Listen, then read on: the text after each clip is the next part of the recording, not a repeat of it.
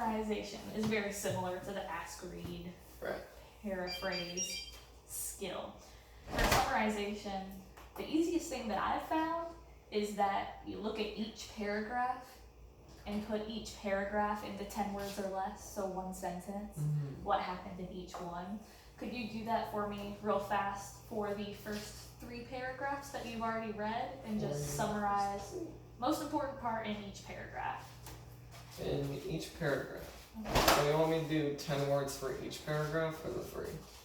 Maybe for each. That's fine. You can have one. You can have one. I take a whole one. What's the first paragraph about? Yes. So yeah, like 10 words about the first paragraph or one sentence.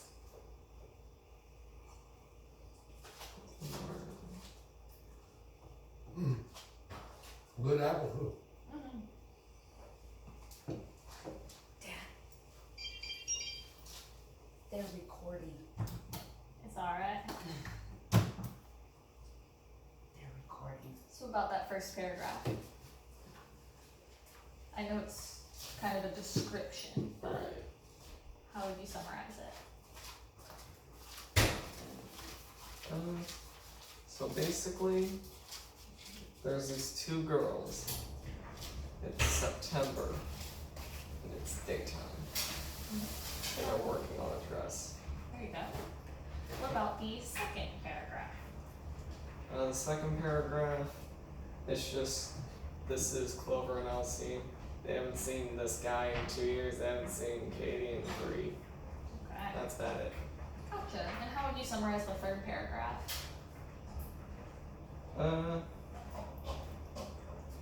Third paragraph's just a description of Clover. Gotcha. And can you tell me the most important things it says? Yeah. Like Clover is. She's 18, small. I think it says she's pretty or something in there. There you go. Awesome. Something along those lines. Yeah. So can you scroll to the last section that I sent to you?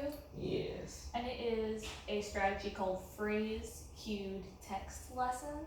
And this helps with oral reading and being able to read with the pauses that you're supposed to have and have the correct intonation and everything. Right.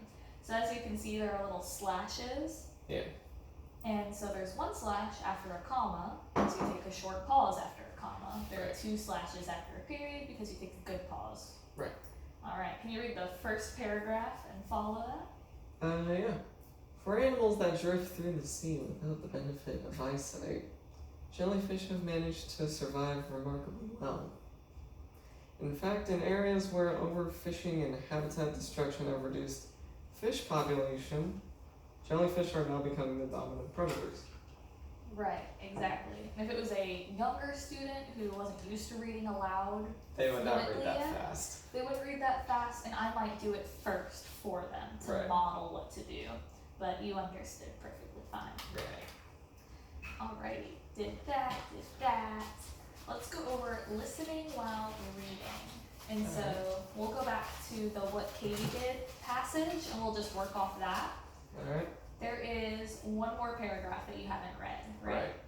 So I'm going to read the first sentence.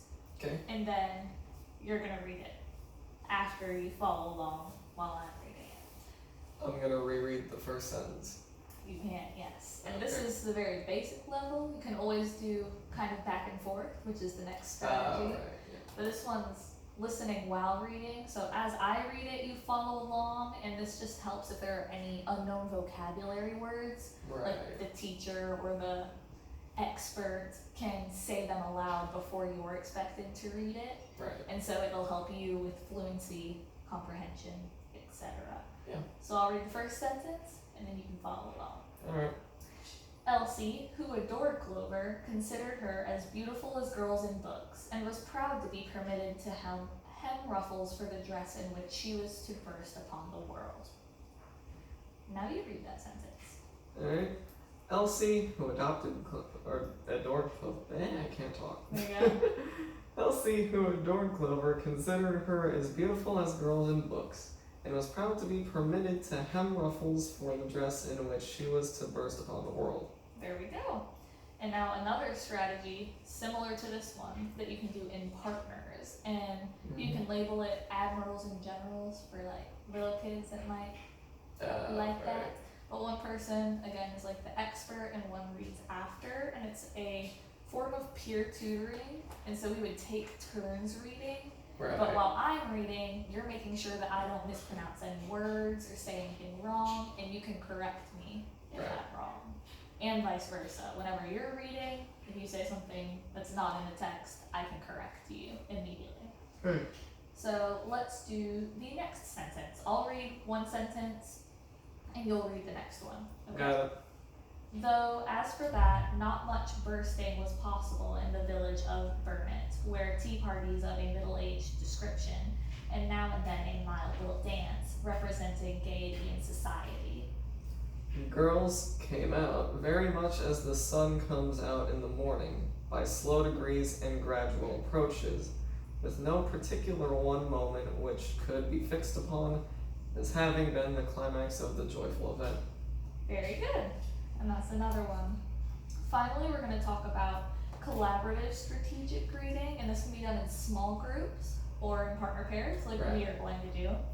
And since we've already looked at the text, we already have done a lot of the steps, but the first step is to preview the text, and that's what we did first when we did what?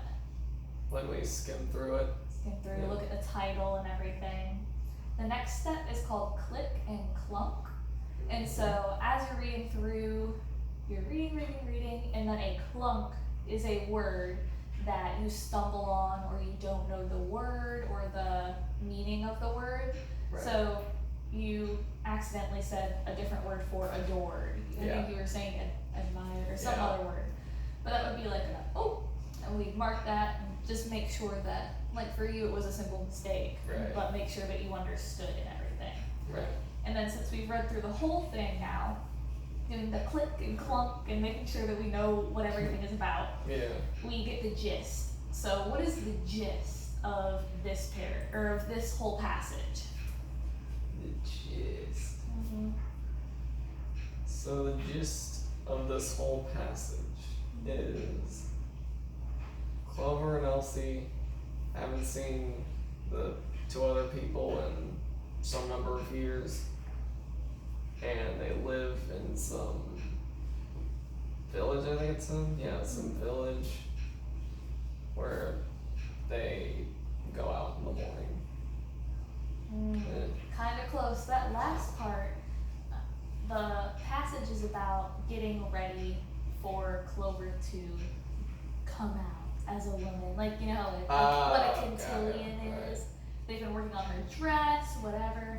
So it's leading up to her coming of age party. And that's the last part. You got everything else. And then at the end is a wrap up. And so, again, this would be cool in a small group because you guys could all feed off of each other. Right.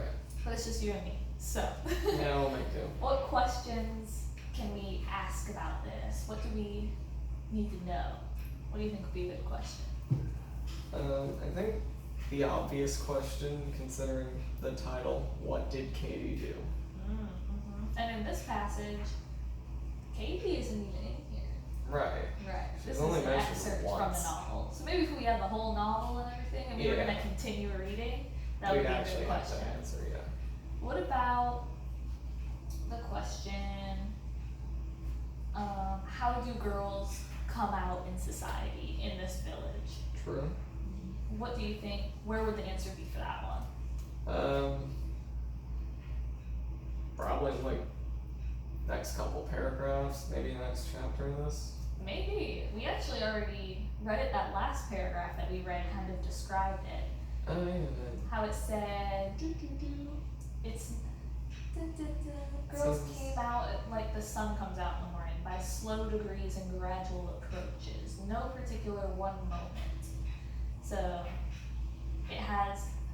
there's a joyful event, but it's not like in the movies where they have this big party and they're like, you're a woman, congrats.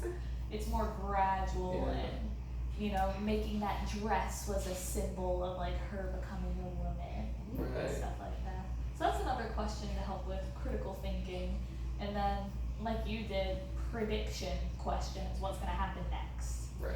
So that is what collaborative strategic reading is. Everyone working together, making sure that everyone knows all the vocabulary, getting the gist, and then being able to ask questions about it. Got ya. Yeah. Do you have any questions about reading comprehension?